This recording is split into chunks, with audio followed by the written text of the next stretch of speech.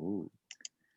All right, everyone. I'm Catherine, and then my partners are Daniel and Jenny. And for our project, we chose to focus on insights related to COVID-19 vaccination. Next slide. So it's just an overview of the presentation. Next slide. And so just a little introduction on the project. We chose to focus on consumer-related issues surrounding COVID-19 vaccination. In order to analyze this, we use the qualitative interview technique to uncover characteristics about a person that might affect their decision-making when getting the COVID-19 vaccine. The next slide. So overall, our theory was that there's a difference between rational versus emotion-driven persuasion, and that those underlying sentiments can be influential when it comes to making decisions. And our overall hypothesis is that more people make decisions based on emotion rather than rationality, regardless of the scientific evidence. So our objective was to study, do people generally make decisions about getting vaccinated by psychological decision-making factors? Next slide. So before diving into the actual final project, we did some secondary research on the background of this research topic. And so some of the things that we looked into is what are the determinants that people use to, whether it's to vaccinate their children or follow specific community guidelines. We also looked at, how does the messaging and the framework of the messaging and how it's presented affect the way people behave? Is it the way it's presented? Is it the person that's giving the message? So we looked into studies that address those issues as well. And then next. And we also kind of, just to elaborate also, how are the messagings and the dangers of coronavirus framed in the public, as well as who's giving that message as well. Okay, so next I'll be giving a brief overview of our interview plan. The setup, it was 14 questions over 45 minutes. Our interviewees were from a wide range of backgrounds, and we utilized several tools to really deepen our understanding and elicit the best responses, including a graduating level of question difficulty, laddering technique, hypothetical scenarios, as well as priming questions for the final scenario, which is we showed two advertisements, one more emotional and the other more rational, and then asking them which one they preferred. So the first part of our interview plan was really more introspective, pretty easy questions. We wanted to paint a picture of the decision-making process of our interviewees. And then part two, we honed in on our research question, which is the COVID-19 vaccine, but we kept it pretty general. And it was more like, what was your impression of this? And how did you feel about, the pandemic response? And then part three became more challenging. We asked them to kind of put themselves in the shoes of someone who was in charge of the pandemic response, and how would they actually do things differently? So finally, after that, we showed them the two advertisements. So the first one that I will show right now is the more rationally motivating advertisement. Australia is working hard to ensure we all have access to safe, effective and free COVID-19 vaccines, which will give us the protection to go about our everyday lives. The COVID-19 vaccines are being assessed carefully by independent clinical experts to ensure all potential vaccines meet Australia's high safety and quality standards.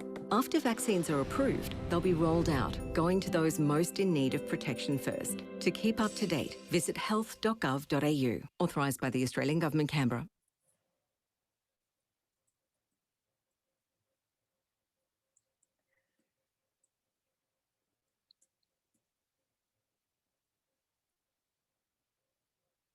Okay, and then this next one is the emotionally motivating advertisement.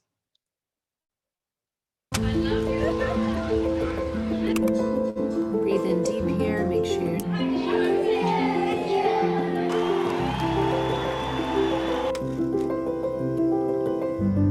Take that ring and place it on your right.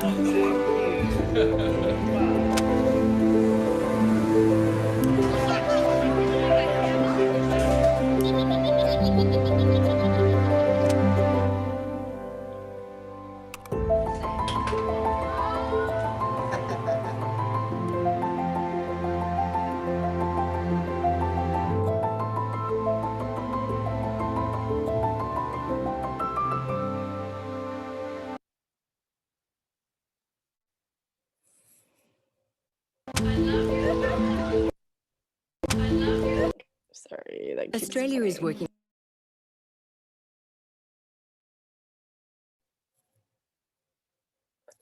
Okay, so our question was really, is a sentiment worth a thousand facts?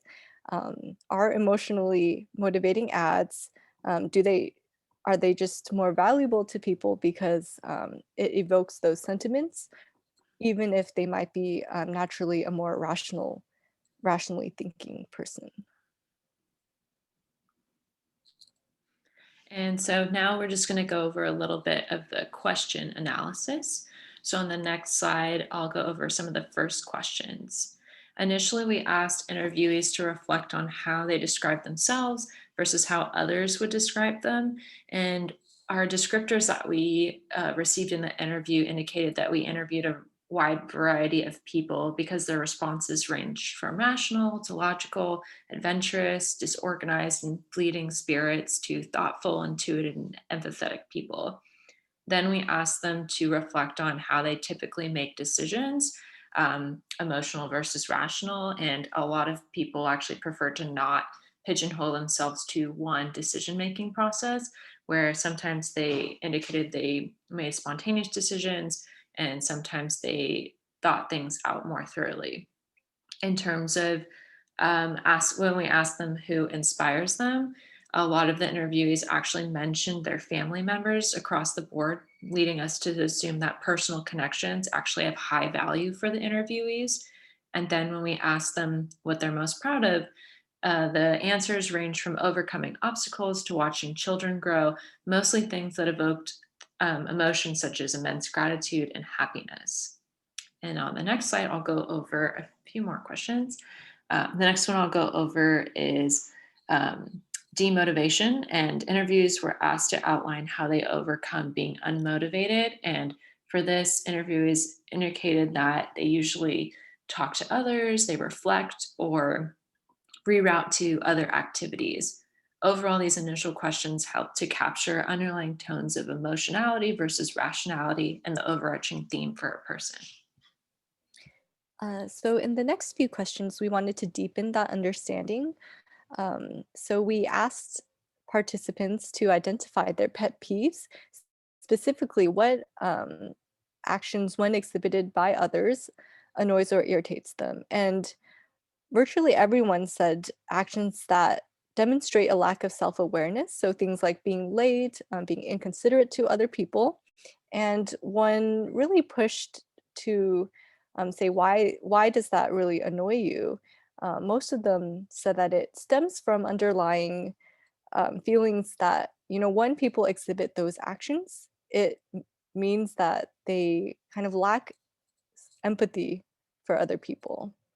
And then in terms of emotional motivation, we wanted to capture experiences in the past where our interviewees made decisions based on emotions. So their responses were actually quite evenly split in terms of were they acting emotionally for themselves or for others. So for instance, acting for yourself, one of our interviewees said that she had to move in very quickly with her boyfriend to escape kind of a more toxic living environment. Whereas for others, such as when a parent drives a really far distance to see their loved ones.